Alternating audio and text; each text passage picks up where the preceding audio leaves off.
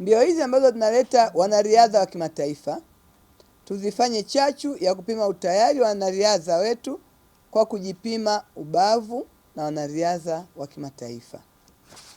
Lakini jambo nyingine ni kutangaza utalii wa mkoa wetu wa Dodoma. Utalii ni biashara kubwa sana hapa Dodoma, na tukio hili litasaidia sana kuongeza biashara hiyo mkoani hapa kutokana na washiriki wengi wanaokuja kushiriki mbio hizi kukuza biashara zetu. Huu ni muda sasa wa kuandaa matukio ambayo yatavutia watalii katika mkoa wetu. Nimefurahi kusikia kuwa mwaka huu mmeandaa hafla ya Dodoma Wine Festival, zao la Dodoma, siku ya Ijumaa tarehe 25 mwezi wa 7 mwaka 2026 ili kufungua soko la mvinyo na zabibu za mkoa wa Dodoma. Lakini pia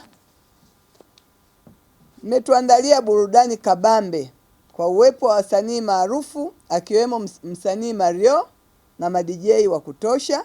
Lakini jana pia nimemwona Mbosso akiburudisha pale Chinangari, kwa hiyo naye yuko mjini Dodoma. Lakini pia nimeambiwa wenzetu wa TBL watakuweko uwanjani muda wote, na siku hiyo tunajua sisi tutakuwa tumeruhusu muda wa kuanza toka tunaanza riadha. Hayo yote ni kwa ajili ya kufanikisha NBC Dodoma Marathon na kufanya uhai wa tukio hilo.